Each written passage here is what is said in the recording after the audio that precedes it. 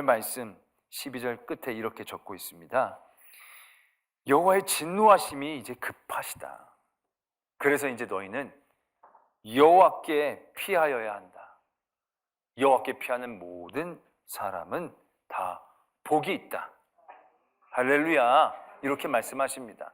노아의 때에 비가 내리기 시작했습니다. 사람들이 하루 종일 쏟아지는 비 가운데 야, 비가 처음 보네. 100년 만에 보는 비네. 이틀 계속 쏟아지니까 이거 200년 만에 보는 비네. 3일째 계속 쏟아지니까 300년 만에 내리는 비네. 그러면서 점점 높은 곳으로 아마 모여들었을 겁니다. 높은 산 아래에 있는 사람들은 그래도 좀 안심했겠죠. 이게 이렇게 높은 산인데 설마 이렇게까지 찰랴.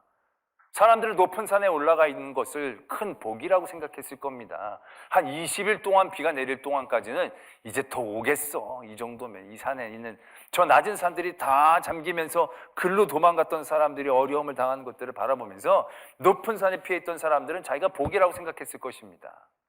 그러나 아무리 높은 산으로 도망간다 할지라도, 아무리 안전한 곳으로 도망간다 할지라도 이 땅 가운데는 길이 없었다라는 얘기죠. 그때 비가 오자마자 방주로 피했던 노아의 가족만이 하나님의 보호하심을 받는 복된 자리에 섰음을 우리는 기억해야 한다는 것입니다. 지금 우리가 사는 이 시대도 또 다른 심판을 기다리는 이 시대 가운데에서 과연 우리는 여러 재난과 환난들, 우리 앞에 닥친 문제들, 그런 문제 가운데 우리가 어떠한 길을 준비해야 하는가가 분명해져야 한다는 얘기죠. 지금 기상 이유가 이변이 많이 생겼다. 그래서 여러분들 뭘 대비하십니까? 비가 침수가 안 되는 높은 곳으로 올라가시렵니까? 날씨가 너무 더워집니다. 그럼 해발 한 700m 쪽에 좋은 곳에 시원한 곳에 자리를 잡고 터를 잡고 살아야겠다고 생각하시는 것입니까? 지진이 일어나지 않는 아주 안전한 곳으로 가시려고 합니까? 아니면 내진 설계를 해가지고 지진 10.0에도 흔들리지 않는 집을 지어놓고 지금 평안하게 생각하고 계십니까? 그러나 하루 이틀 비 내리는 건 견딜 수 있겠죠.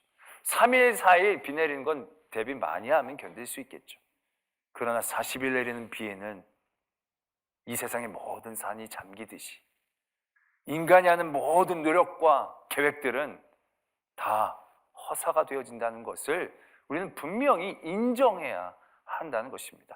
아무리 지혜로운 생각이라 할지라도, 아무리 완벽한 계획이라 할지라도 하나님의 진노하심 앞에, 하나님의 심판 앞에 견뎌낼 수 있는 이 세상의 구조물은 아무것도 없다는 겁니다. 이 세상의 사람들이 만들어낸 것들 중에 하나님의 심판을 견뎌낼 것들은 아무것도 없다는 것을 우리는 분명히 잘 아셔야 한다는 것입니다. 그렇다면 우리가 지금 어느 길로 지금 비가 내리기 시작하는데 이때 어디로 도망해야겠습니까? 높은 산으로 올라갔다가 아니면 내려오시렵니까? 때가 늦을 수도 있습니다.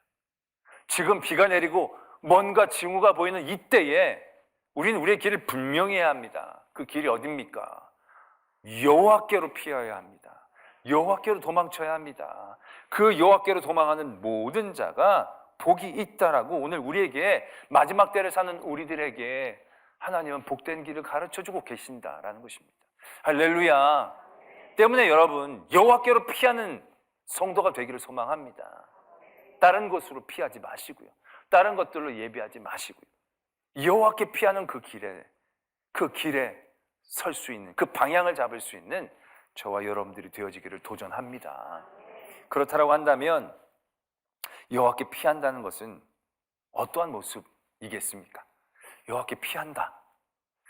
노아의 방주 때야 비가 오면 방주로 피하니까 어떤 장소가 분명히 있으니까 그곳을 향하여 가는 게 피하는 길이 되겠죠. 그래서 그곳을 피하면 되는 우리의 모습들이 분명해지지만 지금 이 시대에 여호와께로 피한다? 그런 것은 어떠한 모습을 의미하는 것이겠습니까? 교회로 가면 그것이 여호와께로 피하는 모습이 되겠습니까? 그러면 교회 전혀 안 다니는데 화장실 가고 싶어서 교회 딱 들어왔는데 그때 심판이 임하면 그 사람은 안전한 것이겠습니까? 그런 개념이 아니라는 거죠. 단순히 교회만 온다고 여호와께 피하는 게 아닐 것입니다. 여러분들이 오늘 예배만 드린다고 다 여호와께 피하는 온전한 모습이라고 얘기할 수 없을 것이다라는 얘기죠. 그렇다면 여호와께 피하는 우리들의 진짜 실제적인 모습들은 어떠한 모습일까라는 것이죠. 그 모습이 오늘 11절 말씀에 적혀져 있습니다. 여호와를 경외함으로 섬기고 떨며 즐거워할지어다. 여호와께 피하는 사람들의 첫 번째 모습은요, 두려움입니다. 두려움. 하나님을 두려워하는 것. 이게 여호와께 피하는 사람들이 갖는 첫 번째 모습입니다. 왜냐하면 하나님을 두려워하는 것이요, 우리에게 온전한 방향을 가르쳐 주기 때문에 그렇다라는 얘기죠. 우리가 여호와를 두려워하라는 말씀 종종 들었을 것입니다. 근데 어느 순간부터 우리는 여호와를 즐거워하라는 말씀을 더 잘 기억하게 됩니다. 그리고 그것이 더 옳은 말씀인 것처럼 그 안에 빠지게 됩니다. 그러나 여러분, 여호와를 즐거워하는 건 맞습니다. 분명히 그래야 합니다. 그러나 그것보다도 우리가 정말로 중요하게 가져야 될 여호와께 피하는 사람들의 마음은요, 하나님을 두려워하는 것입니다. 근데 요즘 세상은요, 그게 쉽지 않아요. 왜?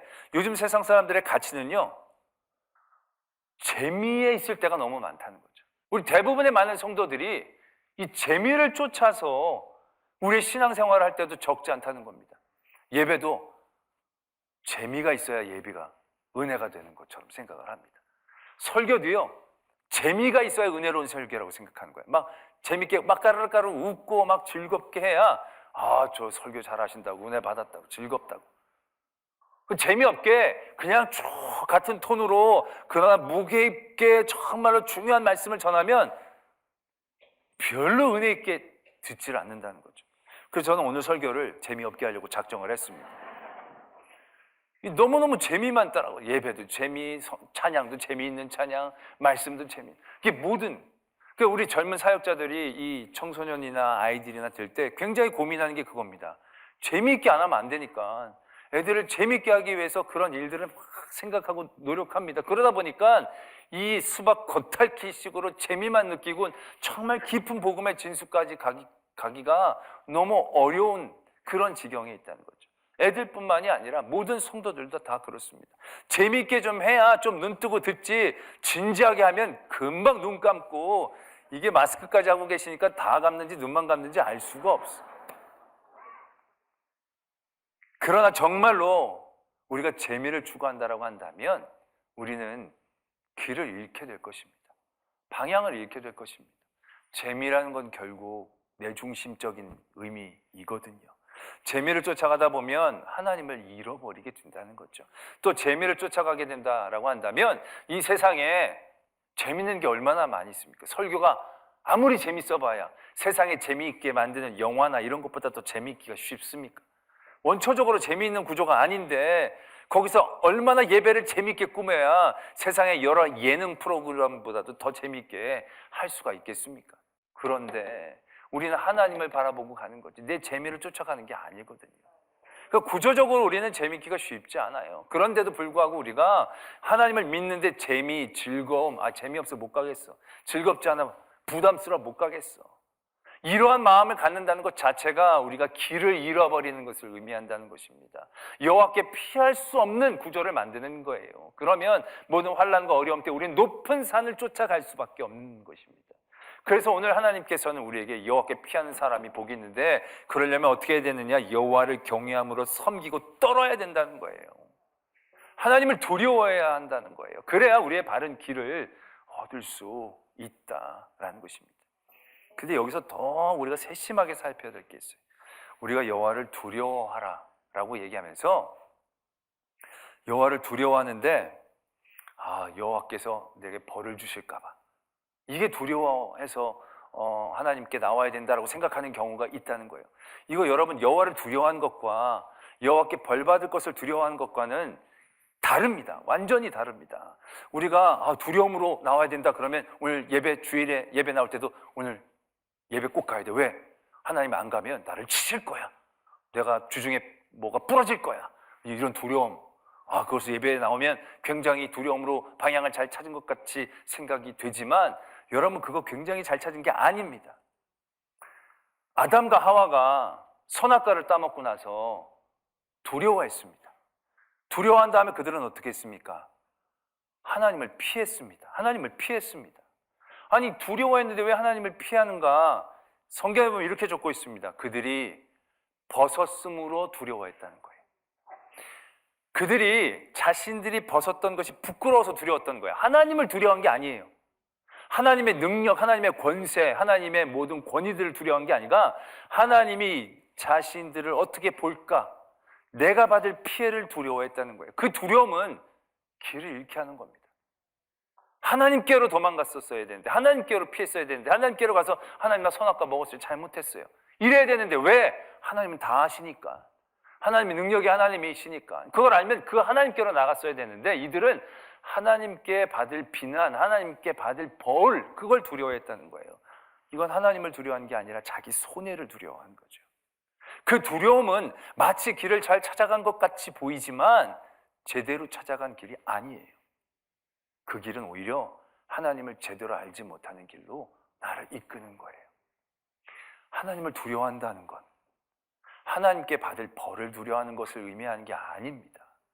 하나님을 두려워함으로 그를 경외한다는 건 그 두려움이 하나님 앞으로 나가는 에너지가 되어지는 거지. 벌 받을까 봐 두려워 피하고 어둠 속으로 숨게 하는 두려움과는 완전히 다르다는 거죠. 독일 어떤 교회에 이러한 시가 적혀져 있다고 합니다. 너희는 나를 주라 부르면서도 따르지 않고, 너희는 나를 빛이라 부르면서도 우러러 보지도 않고, 너희는 나를 길이라 부르면서 따라 걷지도 않고, 너희는 나를 삶이라 부르면서 의지하지 않고, 너희는 나를 지혜라 부르면서 배우지 않고, 너희는 나를 깨끗하다 하면서 사랑하지 않고, 너희는 나를 부하다 부르면서 구하지 않고, 너희는 나를 영원이라 부르면서 찾지 않고, 너희는 나를 어질다 부르면서 오지 않고, 너희는 나를 존귀하다 하면서 섬기지 않고, 너희는 나를 강하다 하면서도 존경하지 않고, 너희는 나를 의롭다 부르면서도 두려워하지 않으니 그런즉 너희를 꾸짖어도 나를 탓하지 말라. 이런 시가 있다고 합니다. 우리가 하나님을 두려워하는 건 바로 이 시에서 염려하는 이러한 모습에서 벗어나는 겁니다. 우리가 하나님을 두려워하는 건요, 그 하나님 그대로를 인정하는 두려움입니다. 하나님의 능력을 두려워하는 것이고, 하나님의 사랑을 두려워하는 것이고, 하나님의 의로우심을 두려워하는 거예요. 하나님의 능력이 많아서 그 능력으로 나를 어떻게 치실까 하는 걸 두려워하는 게 아니라, 내 손에 내가 받을 불이익에 대한 두려움이 아니라 하나님 그분 그대로의 두려움이어야 한다는 것이죠. 그 두려움은 우리에게 바른 길을 알려주는 두려움이 되어지는 거예요. 하나님이 빛이라는 것에 대한 분명한 인정과 두려움이 있으면 하나님이 빛이니까 그 빛을 따라갈 수밖에 없겠죠. 하나님이 전능자라는 두려움이 우리에게 있으면 하나님은 다 모든 것에 능하시기 때문에 하나님을 의지하지 않으면 안 되겠구나. 그 하나님께로 나가는 것이죠. 하나님이 사랑의 하나님이라는 그 하나님의 두려움을 갖게 된다면 나의 모든 죄와 어둠의 자리에서 사랑의 하나님으로 나갈 수 있게 하는 이유를 만들어낸다라는 얘기죠. 우리가 하나님을 경외한다, 두려워한다, 떤다는 건 바로 그겁니다. 나를 넘어서야 되는 거예요. 내가 받을 불이익, 어려움, 고통, 고난, 이게 중요한 게 아니고 하나님 그분이 갖고 있는 위엄, 그분이 갖고 있는 권세, 그분이 갖고 있는 우리를 향한 의로움, 그걸 두려워해야 한다라는 얘기죠. 그게 경외고 그것이 우리의 바른 길을 찾게 하는 길이 되어질 것이다라는 얘기죠. 모세가 애굽에게 나가려고 그러질 않았죠. 거길 왜 내가 또 들어갑니까? 나는 아무것도 못합니다. 능력도 없습니다. 자기는 자기를 보니까 한심하거든요. 그런데 하나님이 막 가라고 얘기하시는 거예요. 못 갑니다, 못 갑니다. 그랬더니 하나님 막 윽박지르면서 그에게 가라고 얘기하시는 거예요. 그랬더니 결국 그는 가죠. 왜? 하나님의 능력, 하나님의 뜻, 하나님의 권위, 그게 두려워서 가는 거예요. 내가 가서 어떤 손해를, 내가 이걸 생각한 게 아니에요. 그걸 뛰어넘는 하나님 한 분만을 향한 두려움이 그의 길을 가게 하는 힘이 되어지는 거죠. 그가 백성들을 이끌고 광야로 나갑니다. 아무런 계획도 없어요. 이 사람들을 데리고 어떻게 할까 캄캄합니다. 그러나 그에게 하나님의 권위와 능력이 있기 때문에 그것을 인정했을 때 그 길이 그 모세에게 보여지게 되는 것을 분명히 깨달아야 한다는 것이죠.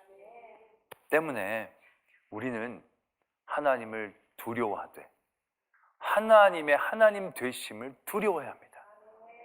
그분이 천지를 어떻게 만드셨는지에 대한 깨달음, 그분이 어떻게 하나님의 사람들을 다스리시고 보호하시는지에 대한 깨달음, 그분을 대적하는 사람들에게 어떠한 계획을 갖고 계시는지에 대한 두려움, 그러한 두려움이 있어야 우리가 길을 잃지 않게 된다는 얘기죠. 그러나 이런 두려움만으로는요, 우리가 또 쉽게 길을 못 찾게 되는 유혹에 빠질 때가 있어요. 이스라엘 민족이 모세가 십계명을 받으려고 시내산에 올라갔어요. 올라갔는데 내려오질 않아요. 40일이 돼도 내려오질 않아요. 결국 어떻게 됩니까? 그 큰 두려움에 다시금 휩싸이죠. 하나님이 어떤 하나님이신지 그들이 모르는 건 아닐 거예요. 그런데 그들의 삶에 더 직접적인 두려움이 그들을 압도하기 시작하는 거예요. 모세가 우리를 여기까지 이끌어내놓고선 여기서 사라져버리면 이제 우리는 어찌하란 말인가? 이제 우리는 어떻게 누굴 믿고 나가게 되어져야 한다는 말인가? 그들의 삶에 더 밀접하게 다가오는 두려움이 하나님을 향한 두려움의 자리에서 그들을 유혹하고 미혹하게 되는 거죠. 그러한 자리에서 내게 가까이 있는 이 두려움은 아무것도 아니고 정말 두려워할 것은 하나님이심을 잊지 않게 해야 하는데 우리의 삶은 그렇지 않아요. 늘 가까운 두려움이 더 큰 두려움이 돼요. 이스라엘 민족이 가나안을 정탐했을 때도 똑같잖아요. 정탐하고 온 사람들이 얘기를 해요. 그 땅에 있는 사람들은 안악자손 같다고. 다 키가 크고 다 건장하고 잘 조직되어 있고 우리는 그들 앞에 메뚜기와 같아 보인다고. 그들이 그렇게 얘기를 하고 증언을 하잖아요. 왜? 그들이 하나님 알죠. 하나님 두려워하죠. 근데 막상 그들의 눈에 직접적으로 가까이 보이는 그 두려움이 그들을 압도하기 시작하는 거예요. 하나님이 더 두려운지 알지만 먼 하나님보단 가까운 이 땅 가운데의 위협 가운데 그들의 마음은 미혹되기 시작하는 거예요. 이 더 두려운 거예요. 그 더 두려움 가운데 이게 뭐가 더 두려운지를 그들이 판단하기 어려운 삶의 자리에서 그들은 또 길을 잃고 마는 거죠. 애굽으로 돌아가자고. 자, 우리가 두려움만으로 그 길을 온전히 찾아내기가 쉽지 않습니다. 왜요? 그 두려움은 우리 인간적인 연약함에 더 눈앞에 있는 가까운 두려움에 우리는 유혹되고 미혹되기 쉽기 때문에 그렇죠. 골리앗이 있으면 우리는 두려워합니다. 그 두려움 앞에 우리는 나설 수가 없게 됩니다. 왜? 하나님이 계시면 알지만 하나님은 굉장히 먼 데에 있는 것처럼 보여지고 골리앗은 너무 눈앞에 있으니까 눈앞에 있는 두려움이 더 큰 두려움으로 다가오죠. 그러한 자리에서 다윗처럼 먼 데 계신 하나님이 먼 데 계신 하나님이 아니고 그 먼 데 계신 하나님이 지금 앞에 있는 골리앗보다 더 두려워해야 할 존재이라는 것을 잊지 않게 해주는 또 다른 우리 안에 힘이 있어야 한다는 거죠. 그게 바로 뭐냐면 경외함으로 섬기고 떨며 즐거워할지어다. 즐거워해야 한다라는 것입니다. 여호와께 피하는 사람, 그 여호와께 피하는 사람이 복을 받는데 그 피하는 사람이 그 길의 방향을 잃지 않고 온전히 하나님께 피하면서 복을 누리기 위해서는 하나님을 두려워해야 함과 동시에 하나님을 즐거워해야 하는 것이 필요하다는 겁니다. 하나님이 즐거워하는 것만으로는 안 된다고 말씀을 드렸죠. 먼저 두려워해야 되고 두려움만 가져서는 안 됩니다. 그건 우리가 미혹되기 쉬운 자리일 거예요. 거기서 우리는 하나님을 즐거워하는 마음을 같이 가지고 있어야 여호와께 피하는 그 길을 잃지 않게 되어진다는 것입니다. 자, 그런데 두려워하고 즐거워하는 게 공존한다는 게 이게 무슨 얘기인가? 두려워하면 즐거워하기 어렵잖아요. 우리가 떨면 이게 즐겁습니까? 쉽지 않아요. 즐거워하는데 두려워하는 거 이것도 애매한 거예요. 결국 이러한 모습이 과연 어떠한 모습인가? 우리가 여호와를 경외함으로 떨며 즐거워하는 것, 어떻게 보면 공존하기 어려운 길이지만 그 길 안에 올바른 모습이 있다는 거죠. 우리는 그거를 쉽게 사랑이라고 얘기한다는 것이죠. 오늘 여호와께 피하는 사람들이 복이 있다는 거, 이거 어떻게 보면 쉽지 않은 말이에요. 왜냐하면 말씀에 보면 여호와의 진노하심이 우리에게 가깝기 때문에 그 진노하심이 금방 우리에게 닥쳐오기 전에 여호와께 피하여야 된다는 얘기거든요. 다른 데는 어떤 진노하심이 진양지가 있으면 멀리 도망가는 거고 피하는 건데 여긴 이 진양지를 향하여 도망가라는 얘기예요. 이거 굉장히 어려운 얘기가 되어지는 거예요. 또 피한다는 것이 복되기 쉽지 않은 거거든요. 뭐든지 피하는 건 좋은 모습이 아니니까. 그런데 이 피하는 것이 복이 되어지고 진노하심의 원인이 되어질 수 있는 여호와께로 피하는 것이 복이 될 수 있는 가장 근본적인 이유는 그 경외하심으로 떨며 즐거워하는 그것이, 그리고 그의 발에 입맞추는 그 모든 일들이 어떻게 보면 그에게 순종하고 복종하며 수치심을 줄 수 있는 일이지만 그 일들이 더 큰 기쁨과 감격과 복이 될 수 있는 이유는 그것이 사랑이 될 수 있기 때문에 그렇다라는 것입니다. 때문에 여호와의 진노하심이 임박한 이 시기에 여호와께 피하는 모든 사람이 복이 있는 이유는 결국 하나님을 사랑하는 사랑 때문이다라는 것입니다. 오늘 이 시대를 사는 우리들이 여호와께 피하는 건 여호와를 사랑하는 것입니다. 그 사랑은 두려움입니다. 하나님이 실망하시면 어떡할까? 하나님이 기뻐하시지 않으면 어떡할까? 우리가 세상에 더 무섭고 두려운 게 우리의 삶에 있어요. 건강, 또 여러 가지 삶의 문제들. 그러나 그런 모든 두려움에 우리들의 길을 빼앗기지 않고 그 두려움을 뛰어넘어 나갈 수 있는 힘은 하나님을 향한 사랑인 거거든요. 지금 이것 때문에 내가 죽을 수도 있어. 내가 이것 때문에 아플 수도 있어. 근데 아프고 죽는 게 상관없어. 그걸 뛰어넘을 수 있는 거야. 왜? 하나님을 즐거워할 수 있을 때, 그를 사랑할 수 있을 때. 골리앗이 내 앞에 서요. 그걸 진짜 이기기 너무 어려워 보여요. 근데 그 골리앗이 두렵질 않아. 왜? 그 너머에 계신 것 같지만 하나님의 이름이 욕되게 되는 것이 참을 수 없거든요. 하나님을 사랑하는 사랑이 너무 뜨겁거든요. 그러니까 내가 죽든 말든 그것이 결코 두렵지 않고 여호와께로 피하는 마음이 생길 수 있다는 것이죠. 사도 바울이 1차, 2차, 3차 선교 여행을 떠나면서 그 길이 어디 수월했겠습니까? 그때가 어디 여행 떠나는 게 안전했겠습니까? 길의 위험, 강의 위험, 바다의 위험, 산의 위험, 도적의 위험, 동족의 위험, 다 위험이었어요. 심지어 예루살렘에 올라갈 때는 가면 바로 죽는다고 말리기까지 했어요. 그런데 그때 사도 바울이 사도행전 21장 13절에 이렇게 얘기하지 않습니까? 바울이 대답하되 여러분 어찌하여 울며 내 마음을 상하게 하느냐?